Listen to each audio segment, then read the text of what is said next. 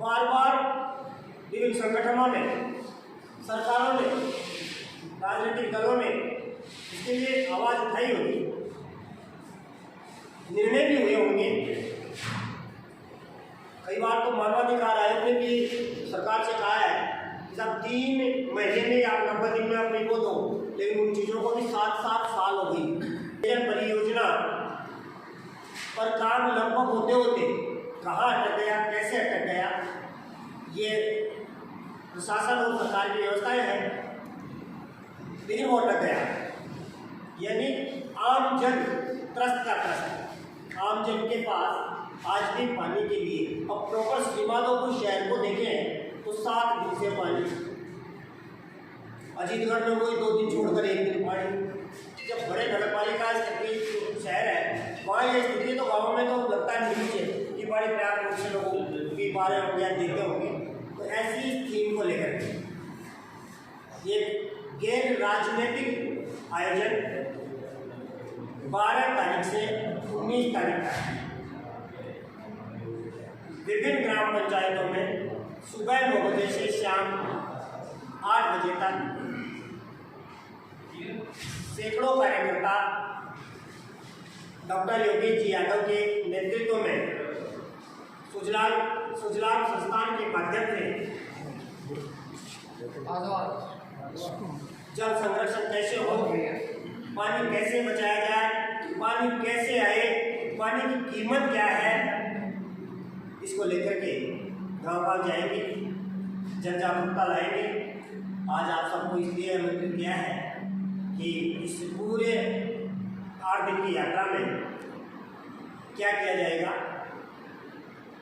उद्देश्य क्या है,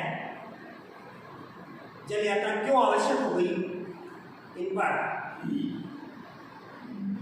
सुजलाम संस्थान के पदाधिकारी और उसके सुप्रीमो आदरणीय डॉक्टर योगेश यादव, कविता जी और विवेकानंद जी आपके समक्ष आपके प्रश्नों के जवाब भी देंगे और अपनी बात भी रखेंगे। पत्रकार बंधुओं से आग्रह है कि वो जल और कुंभाराम लिफ्ट परियोजना, इनसे संबंधित अपने बात जो है हमारे से आप साझा करें। के पास में नाथुर की नदी बहती थी। जब खेलता था तो आधा फुट 1 फुट नीचे नदी में अपन छोटे बच्चे के रूप में खेलते हैं तो खोदते ही पानी निकल जाता था। 3 फसलें होती थी। आज जब मैं मेरे गांव जाता हूं तो उजाड़ है, सारे युवा पलायन कर चुके हैं, खेती बिल्कुल नहीं होती, लाखों करोड़ों की हमारी ज़मीन बिल्कुल सूनी पड़ी है, बंजर पड़ी है। ये सोच के बहुत दुख होता है। नहर आने पे ही यहाँ के आसपास के एरिया का उद्धार हो सकता है। पश्चिमी राजस्थान में नहर आ चुकी है, इंदिरा गांधी नहर। पूर्वी राजस्थान में यासी परियोजना आएगी, दक्षिणी राजस्थान में बिशनपुर योजना और चंबल का कोटा परियोजना और जो भी उनकी नहरें हैं उनका काफ़ी टाइम से उनका जनता लाभ ले रही है। हमारे उत्तर में हरियाणा से में नारनल चौधरी तक यमुना जल आ चुका है, लेकिन चारों ओर पूरे राजस्थान में कोई ना कोई सिंचाई परियोजना विभिन्न सरकारें ला चुकी हैं, लेकिन हमारा ये क्षेत्र माधोपुर क्षेत्र, यहाँ के लिए कोई ऐसी योजना नहीं है जिसकी भविष्य में ऐसी हमें आशा लगे कि यहाँ ऐसा कोई योजना सरकार द्वारा लाई जाएगी। तो हम सरकारों से ये मांग करते हैं कि यहाँ के निवासियों की सुने, हमें यहाँ पानी चाहिए, यहाँ की भूमि बंजर हो रही है। ये मांग हम सरकारों तक पहुँचाने के लिए ये जल यात्रा चालू कर रहे हैं और हमें आशा है कि यहाँ के लोगों की मांग भी सरकारें सुनेंगी और इस तरह की कोई योजना लाएंगी जिससे इस क्षेत्र का भी उद्धार हो सकेगा। धन्यवाद। आप सबका बहुत बहुत धन्यवाद यहाँ पर आने के लिए। पानी की नहर लाने के लिए डॉक्टर साहब ने बात की, वो तो एक योजना है ही। मैं ये भी बताना चाहूँगी कि जो पानी हमारे पास जो उपलब्ध है थोड़ा बहुत, इस यात्रा में हम जल संरक्षण की भी बात करेंगे और विशेष रूप से महिलाओं को जोड़ने की बात बात करेंगे, क्योंकि पानी की जो समस्या है उसको लिए सबसे ज़्यादा जो उसको भोगता है वो महिलाएं हैं। उनको ही सबसे ज़्यादा चिंता रहती है कि आज 4 दिन से नल नहीं आ रहा है, तो कहाँ पानी का बचाव करना है और कितना पानी हमें काम करना है, लेना है, कितना नहाने में लेना है, कितना पकाने में लेना है। और स्थलों में महिलाएं दूर दूर से, उनका आधा जीवन ही पानी भरने में ही गुजर जाता है। मैंने यहाँ तक ये भी देखा है कि पानी के जब टैंकर आते हैं और पानी जब नल आता है तो आदमी की जो दैनिक दिनचर्या होती है महिलाओं की, वो भी व्याधित हो जाती है कि उनको किसी प्रोग्राम में जाना हो, लेकिन पता चला नल आज ही आएगा 4 दिन के बाद, तो उनका वो शादी ब्याह में जाना या किसी फंक्शन में जाना भी रुक जाता है, क्योंकि पानी भरना उनकी पहली प्राथमिकता होती है श्री माधोपुर के अंदर पूरी विधानसभा क्षेत्र में। तो हम ये भी चाहेंगे कि जितना जल उपलब्ध है, जितना बरसात का पानी हमारे पास आता है, उसको भी हम संरक्षित करें। उसको संरक्षित कैसे किया जाए, उसको संचय कैसे किया जाए, इस यात्रा में उन सब बातों के बारे में भी सबको जागरूक किया जाएगा। ऐसी कौन सी नवीनतम खेती हम यूज़ करें जो कम पानी में हो सके और ज़्यादा से ज़्यादा उत्पादन दे सके, ताकि कृषक भाई बहनों का भी भला हो और कम पानी में उनका भी काम चल जाए।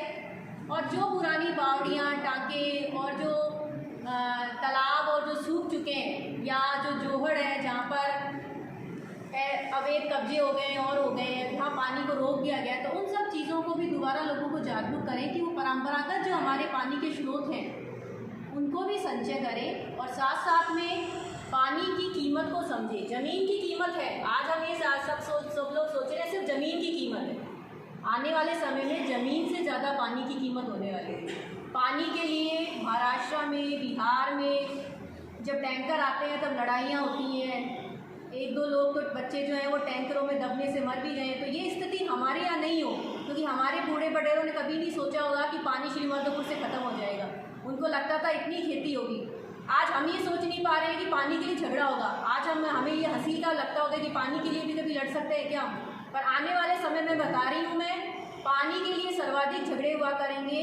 पानी के स्रोतों पे पहरा लगेगा, लोग पहरा देंगे रात भर, जैसे खेती पर देते हैं कि पानी बचाना है हमें। तो ये समय रहते हुए चेतने की बात है हमारी, और ये जल यात्रा से हम यही समझा रहे हैं कि अभी भी समय है कि हम समझ जाएं और पानी को जो है वो कीमत पहचाने, पानी के उस मोल समझे और पानी को बचाएं। धन्यवाद। पर्यावरण नागरिक संस्थान अपना संस्थान के नाम से लगभग 6-7 वर्षों से पर्यावरण संरक्षण के क्षेत्र में हम लोग काम कर रहे हैं। उसमें जयपुर प्रांत के प्रचार प्रमुख की मेरे पास जिम्मेदारी है और सुजलाम संस्थान की ओर से श्री माधोपुर विधानसभा क्षेत्र में ये जो जल यात्रा निकाली जा रही है, हम लोग अपना संस्थान के सभी कार्यकर्ता, पर्यावरण संरक्षण गतिविधि के सभी कार्यकर्ता इस मुहिम के साथ में लगे हुए हैं। हमारा काम करने का एक तरीका होता है और इस यात्रा में भी आपको वो देखने को मिलेगा। सुजलाम संस्थान के निर्देशन में जिस तरीके से ये यात्रा निकलेगी, एक बात मैं बहुत स्पष्ट कर देना चाहता हूँ कि यह यात्रा कोई विरोध यात्रा नहीं है, यह यात्रा कोई प्रदर्शन करने वाली यात्रा नहीं है। हम लोग काम करते हैं विरोध नहीं, विकल्प। और विकल्प क्या हो सकता है, तो जैसा डॉक्टर योगेश जी ने बताया, नहर आ सकती है और नहर के साथ में गाँवों में पुनः जो स्थितियां हम देखते थे 25 साल पहले, 30 साल पहले पानी की, वापस वो स्थितियां कैसे आ सकती हैं, उस पर क्या छोटे छोटे प्रयोग हो सकते हैं, वो प्रयोग भी हम गांव-गांव में जाएंगे। त्रिवेणी धाम से यह यात्रा प्रारंभ होगी। 12 अप्रैल को प्रातः 9 बजे वहाँ उद्घाटन का कार्यक्रम होना है। उसके पश्चात लगभग 4 दर्जन से अधिक गाँवों में यह यात्रा जाएगी। वहाँ के ग्रामीणों से हम चर्चा करेंगे, वहाँ पानी को लेकर क्या छोटे छोटे प्रयोग हो सकते हैं, क्योंकि जैसा योगेश जी ने बताया वैसा हम सब ने भी अनुभव किया होगा। हमारे पड़ोस में त्रिवेणी धाम है, एक दौर में वहाँ नदी बहा करती थी और जब नदी सूखने लगी तो थोड़ी सी मिट्टी हम खोदते थे तो एक छोटा सा गड्ढा बना लेते थे और उसमें भी पानी आ जाता था। लेकिन आज क्या स्थिति हो गई है और आने वाले समय में क्या स्थिति होने वाली है, तो मुझे कई बार लगता है कि हमारे से पहले वाली पीढ़ी ने नदी में जल देखा है, हम लोगों ने कुएं में जल देखा है। अब जो नई पीढ़ी आ रही है वो नल में जल देख रही है, और यदि हम नहीं चेते तो आने वाली पीढ़ी आंखों में जल देखेगी। आने वाली पीढ़ी का भविष्य सुरक्षित हो, पर्यावरण संरक्षण का काम हो, जल संरक्षण का काम हो, और उसमें केवल हम सरकार के भरोसे नहीं रहे। सरकारें तो काम करेंगी, लेकिन समाज भी इसमें अपनी भूमिका निभाए। इस उद्देश्य से सुजलाम संस्थान के निर्देशन में यह यात्रा निकाली जा रही है। मैं आप सभी मीडिया के बंधुओं से भी आग्रह करता हूँ, आप भी, चूंकि ये देश और समाज का विषय है, ये आपका और हमारा सबका साझा विषय है, ये आने वाली पीढ़ी के भविष्य का विषय है, इसलिए आप भी इसमें सहयोग कीजिए, समर्थन कीजिए और जितना इस यात्रा के माध्यम से जल संरक्षण का विचार हम जनता तक पहुंचा सकते हैं, उसमें आप सब भी अपनी भूमिकाएं निभाएं। इसी प्रकार की मेरी आपसे भी अपेक्षा है। बहुत बहुत धन्यवाद। नमस्कार। प्रेषित करेंगे इसको मुकेश जी से। इसी श्रृंखला में मैं निवेदन करना चाहूँगा सामाजिक कार्यकर्ता